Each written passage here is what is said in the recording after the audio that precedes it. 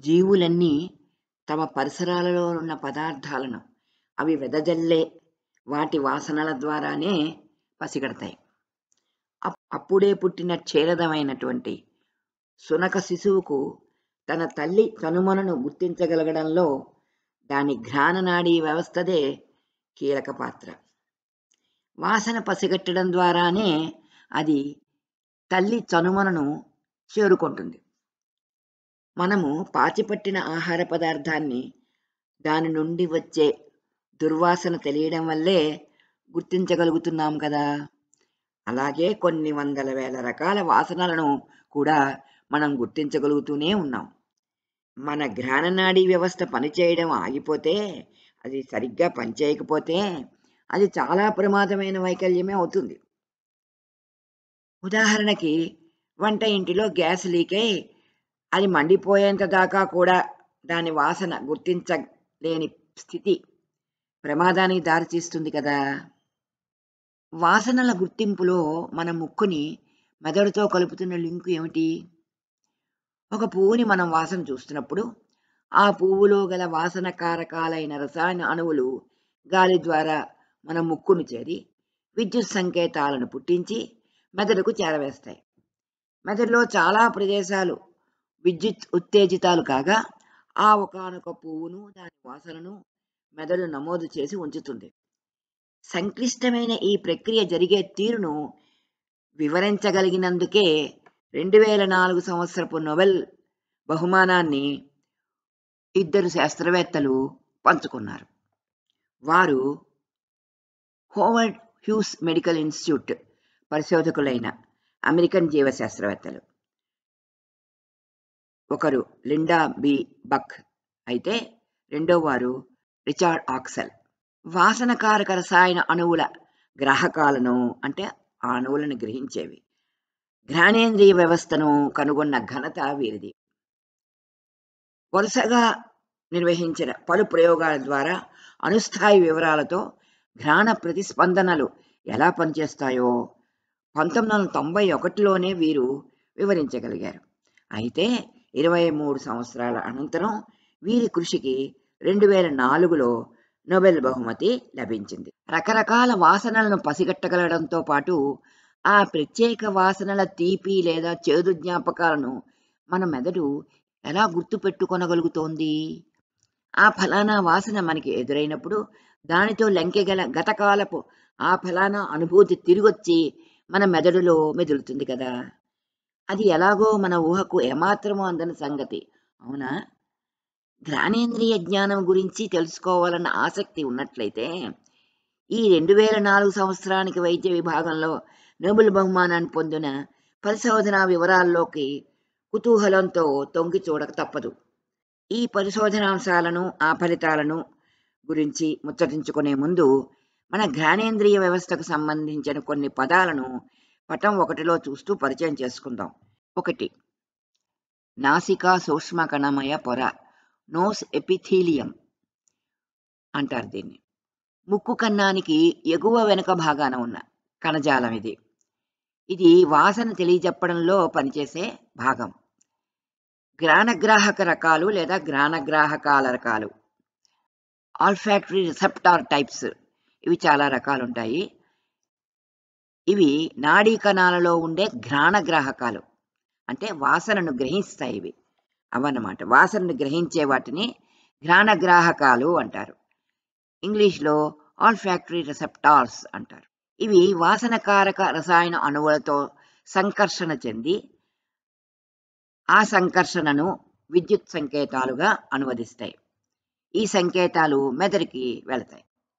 ఇంక 3వ పదం రక్తకేశనాళికల గుత్తి. దీని ఇంగ్లీష్లో గ్లూమోయోలెస్ అంటారు.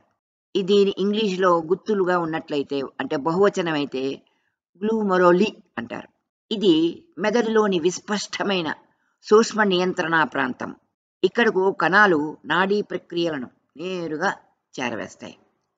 పటం 1లో 3 రక్తకేశనాళికల గుత్తులు ఉన్నాయి చూడండి. 4వ పదం ఘ్రాణ లసునము, ఆల్ఫాక్టరీ బల్బ్ అంటారు.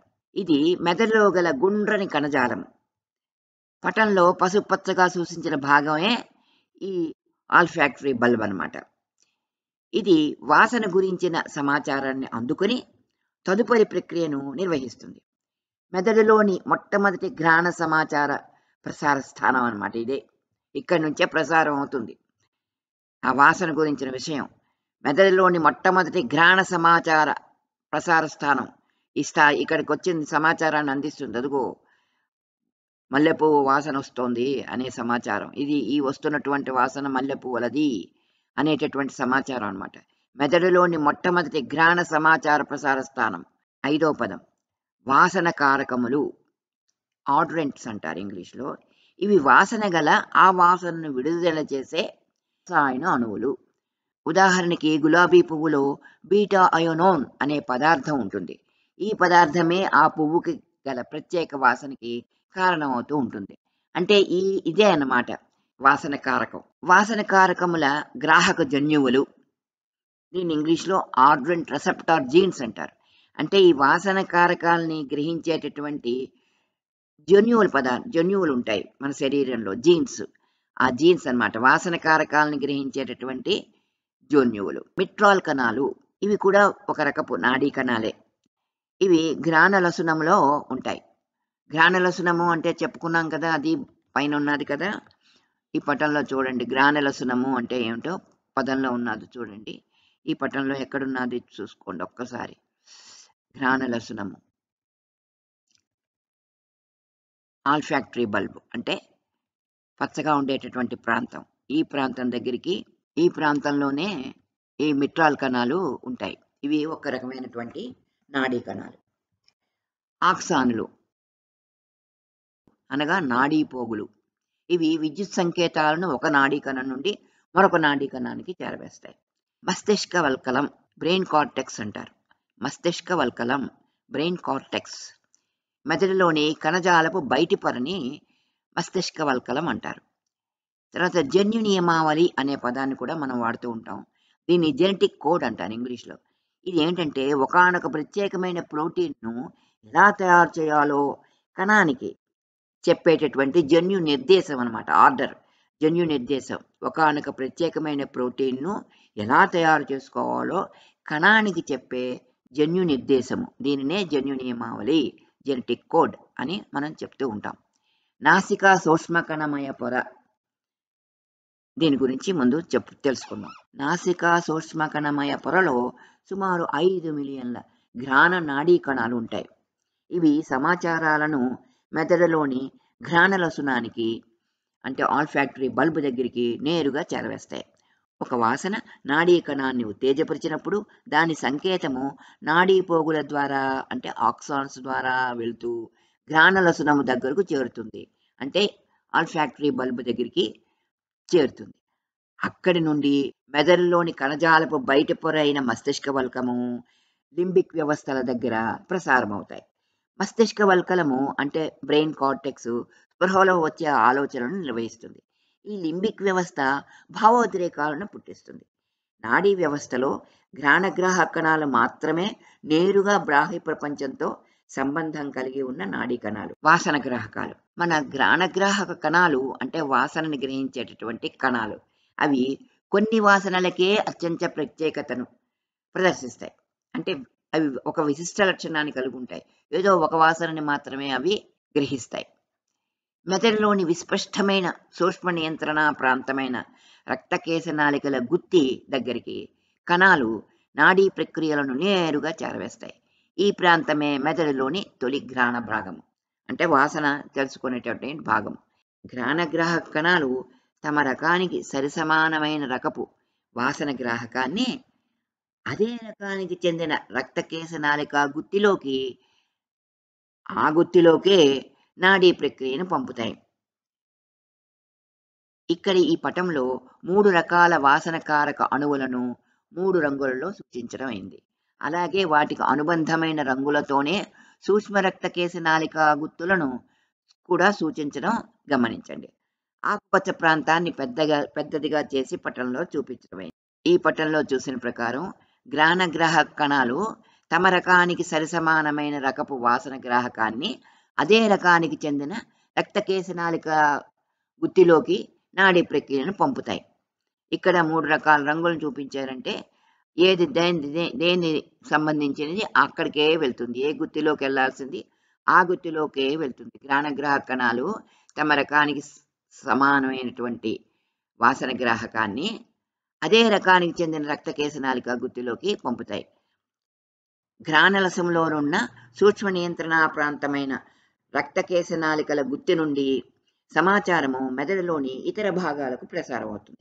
అక్కడ వేర్వేరు ఘ్రాణగ్రాహకాల నుండి వచ్చిన సమాచారాన్ని కలుపుతూ ఒక ఆకృతి తయారవుతుంది. అందుకే వేసవిలో మనం చూసిన మల్లెల వాసన తరువాత మనకి మరెప్పుడో జ్ఞప్తికి వస్తుంది. నాసికా సూక్ష్మకణమయ పొరపైన కనీసం 10 వెంట్రుకల వంటి శైలికలు కణతలంలోని శ్లేష్మంలోకి అంటే మ్యూకస్లోకి దూరి ఉంటాయి. ఈ శైలికలలోనే గ్రాహక ప్రోటీన్లు రిసెప్టార్ ప్రోటీన్స్ ఉంటాయని, అవి వాసనకారక అణువులను గుర్తించి బంధించి తద్వారా కణాన్ని ఉత్తేజపరిచి అది మెదడుకు సంకేతాలను పంపేలా చేస్తుందని ఈ శాస్త్రవేత్తల జంట భావించింది. గ్రాణ వ్యవస్థ రకరకాల ఆకృతులలోనూ సైజుల్లోనూ ఉన్న వాసనకారక అణువులను ఎలా ప్రతిస్పందించుతుంది? మెదడు ప్రతిస్పందనలను అందుకొని వేర్వేరు వాసనల మధ్య తేడాను గుర్తించి ఏ వాసనను ఆ వాసనగా ఎలా గుర్తుపెట్టుకుంటోంది అన్న ప్రశ్నలకు సమాధానం పొందడానికి గ్రాహక ప్రోటీన్లే కీలకమైనవి అని ఆక్సలు అన్నారు. ఇక్కడ ఈ పటంలో చూడండి, రకరకాల ఆకృతులలో ఉన్నాయి, రకరకాల సైజుల్లో ఉన్నాయి ఈ వాసనకారకాల అణువులు. ఇక్కడ ఉండేటువంటి ఈ పదార్థాలకి అరటిపండు లేకపోతే నిమ్మకాయ, ఈ విధంగా. ఈ పక్కన ఒక మహిళ వాసన చూస్తోంది, దేందో వాసన చూస్తోంది. అప్పుడు ఆ వాసన చూస్తున్నటువంటి ఆ పదార్థపు అణువులు ముక్కులోకి ఎలా వెళ్తున్నాయో చూడండి, వాటి తాలూకు నిర్మాణాలు చూడండి, ఆకృతులను చూడండి. గ్రాహక ప్రోటీన్లకై నేరుగా వెతుకులాట మొదలుపెట్టే కన్నా నాసికా సూక్ష్మకణమయ పొరలో ఆయా ప్రత్యేక ప్రోటీన్లను ఏర్పరచడానికి నిర్దేశాలను ఇచ్చే జన్యువులకే వేటాడడం సమంజసం అనుకున్నారు ఈ శాస్త్రవేత్తలు. ఆ దిశగా తమ పరిశోధనను కొనసాగించారు. ఆక్సెల్ బక్ వివిధములైన వాసన గ్రాహకాలకి జెనెటిక్ కోడ్ ఇచ్చేవి మన జన్యువుల్లో 3% జన్యువులు ఉన్నాయని, ఆ జన్యు పరివారంలో సుమారు 1000 భిన్నమైన జన్యువులున్నాయని అణుసాంకేతిక పద్ధతిని వీరు కనుగొన్నారు. అణుసాంకేతికతను వాడుతూ ఆవిష్కరించిన తొలి ఇంద్రియ జ్ఞానము ఘ్రాణేంద్రియ జ్ఞానం. ఒక వాసన గ్రాహకము వాసన గల పదార్థం వల్ల ఉత్తేజితమైనప్పుడు గ్రాణగ్రాహక కణంలో విద్యుత్ సంకేతాన్ని ప్రేరేపించి దానిని నాడీ ప్రక్రియల ద్వారా మెదడుకి పంపుతుంది. మొదట ప్రతి ఒక్క వాసన గ్రాహకము జీ ప్రోటీనును ఉత్తేజపరుస్తుంది, దానితో జత కలుపుతుంది.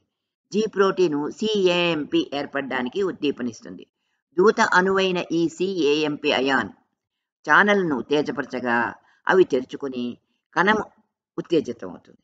చాలా పెద్ద పరివారము గల వాసన గ్రాహకాలు జీ ప్రోటీన్ కపుల్డ్ రిసెప్టార్స్కి చెందుతాయని ఈ శాస్త్రవేత్తలు కనుగొన్నారు. అన్ని వాసన గ్రాహకాలు ప్రోటీన్లకే సంబంధించినవైనప్పటికీ అవి కొన్ని వివరాల దగ్గర విభేదిస్తాయి. అందుకే అవి విభిన్నమైన వాసన అణువులకు ప్రేరేపితమవుతాయి. ప్రతి ఒక్క గ్రాహకములో అమైనో ఆమ్లాల గొలుసు ఉంటుంది. ఇది కణత్వచంతో అంటే కణం చుట్టూ ఉండే సన్నని పొర అన్నమాట.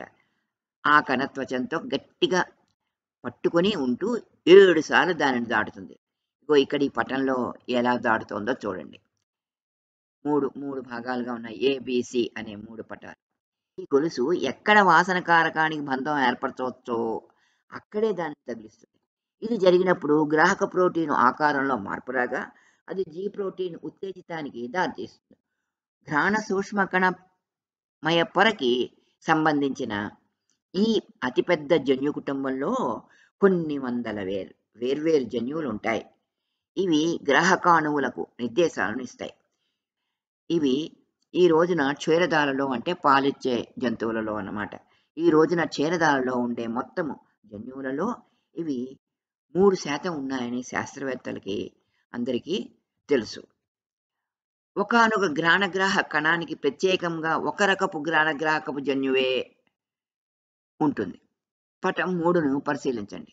ప్రతి గ్రాణగ్రాహక కణము అంటే వాసన గ్రహించేటటువంటి కణం ప్రతి ఘ్రాణగ్రాహక కణము ఒకటంటే ఒకటే రకపు వాసన గ్రాహం గురించి చెప్తుంది అని ఆక్సెల్ బక్లు నిరూపించారు. ఈ విధంగా ఎన్ని రకాల ఘ్రాణగ్రాహక కణాలున్నాయో అన్ని వాసన గ్రాహకాలు ఉన్నాయి. ఒక ఘ్రాణగ్రాహక కణము నుండి వస్తున్న విద్యుత్ సంకేతాలను నమోదు చేయడం ద్వారా ప్రతి కణము కూడా ఏదో ఒక వాసన పదార్థపు అణువుకు మాత్రమే స్పందించదని, అటువంటి ఆ అణువుతో సంబంధం ఉన్న ఇతర అణువులకు వాటి వాటి వాసన గాఢతలలో చిన్న తేడాలు కలవే అన్నమాట. అటువంటి అణువులకు కూడా స్పందిస్తుందని తెలియవచ్చింది.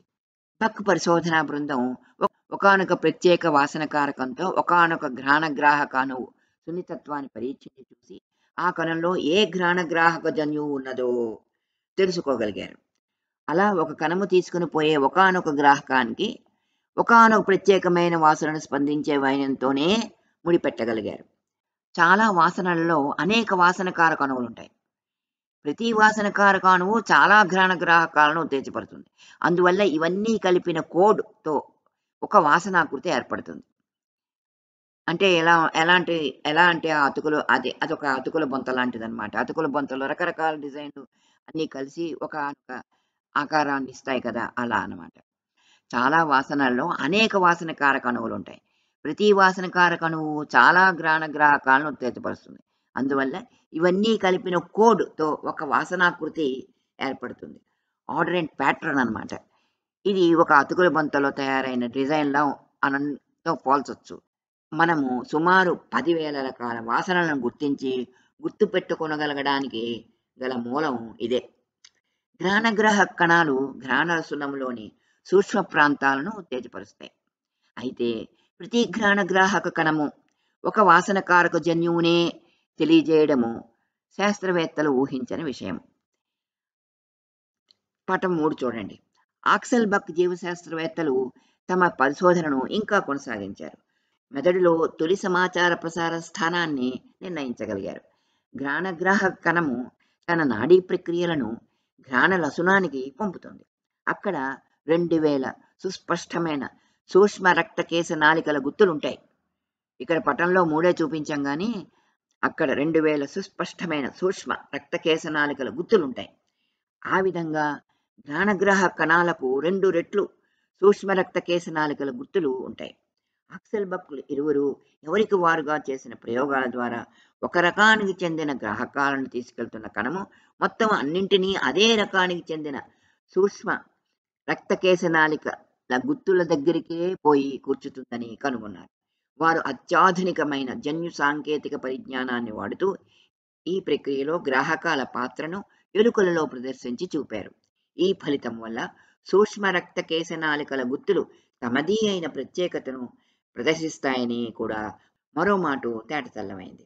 వీరి పరిశోధన ఇక్కడితో ఆపలేదు. నాడీ కణాలలో దీని తరువాత స్థాయికి చెందిన మెట్రాల్ కణాలతో ఈ ప్రక్రియల సంబంధానికై కూడా శోధించారు. ప్రతి మెట్రాల్ కణము ఏదో ఒక సూక్ష్మ రక్తకేశ నాళికనే ఉత్తేజపరచడాన్ని వీళ్ళు గుర్తించారు. ఈ విధంగా సమాచార ప్రసారంలో ప్రత్యేకత కొనసాగింది. పొడవైన నాడీ ప్రక్రియల ద్వారా మెట్రాల్ కణాలు మెదడులో పలు ప్రాంతాలకు సమాచారాన్ని చేరవేస్తాయి. ఈ కణ సంకేతాలు మస్తిష్క వల్కలంలో నిర్ణీత స్థానాలను చేరుకుంటాయి. అక్కడ రకరకాల ఘ్రాణగ్రాహకాలు కలిసి ఆ ఫలానా వాసనకు అభిలాక్షణికమైన ఒకానొక ఆకృతి రూపొందగా ఆ ఆకృతి వివరించే ఆ వాసన యొక్క అనుభూతిని పొంది క్షీరదాలు అంటే మనలాంటి వాళ్ళు అంటే పాలిచ్చే జంతువులన్నీ కూడా ఆ వాసనని ఆ అనుభూతిని గుర్తించి ఆ అనుభూతిని పొందగలుగుతున్నాయి అని ఈ శాస్త్రవేత్తలు చెప్పగలిగారు. క్షీరదాలలో కొన్ని తేడాలున్నాయి. వాసనను పసిగట్టడంలో క్షీరదాలలో తేడాలుంటాయి. మనుషులలో ఉన్నదానికన్నా కుక్కల్లో సూక్ష్మ రక్తకేశ నాళికల వైశాల్యము 40 రెట్లు ఎక్కువ ఉంటుంది. ఇక్కడ ఈ పటంలో 6లో చూడండి. ఎరుపు రంగులో సూచించిన భాగాలు కుక్కవి. ఆక్సెల్ బక్ పరిశోధించే ఎలుక జాతిలో ఎలుకల్లో చాలా జాతులు ఉంటాయి కదా! ఈ ఆక్సెల్ బక్ వాళ్ళు ఇద్దరు పరిశోధించిన ఎలుక జాతిలో 1000 వేర్వేరు రకాలకు చెందిన ఘ్రాణగ్రాహకాలు ఉన్నాయి. ఇవి కుక్కల కన్నా తక్కువ. ఈ సంగతిని పటం 6లో కుక్క, ఎలుక, మనుషులతో పోల్చి చూడవచ్చు. ఏ పక్కింట్లోనో లేదా ఎదురింట్లోనో పాలు పొంగి పొయ్యిలో పడ్డాయనుకోండి. ఆ వాసన మన ఇంట్లో కాకపోయినా మన ఇంట్లోనేనేమో అనుకోని మనం కంగారు పడి వంటింట్లోకెళ్ళి చూడొచ్చు. తీరా చేస్తే అది మన ఇంట్లో కాదు. కానీ ఎలాగా ఆ వాసన మనకి తెలిసింది? అక్కడ ఉన్న వాసనకారక అణువులు గ్రా గాలిలో ప్రయాణించి మన ముక్కుకు చేరి ముక్కులోంచి దూరాయి. దగ్గరికి చేరడం ఏమిటి మనకు ఆ వాసన తెలిసిపోయింది. అంటే ఎలా తెలుస్తోంది? ఇంత పెద్ద తతంగం జరుగుతోందనమాట ఘ్రాణనాడి వ్యవస్థలో. దీనిని బట్టి ఊహించండి మన ఘ్రాణనాడీ వ్యవస్థ ఎంత క్లిష్టమైనదో.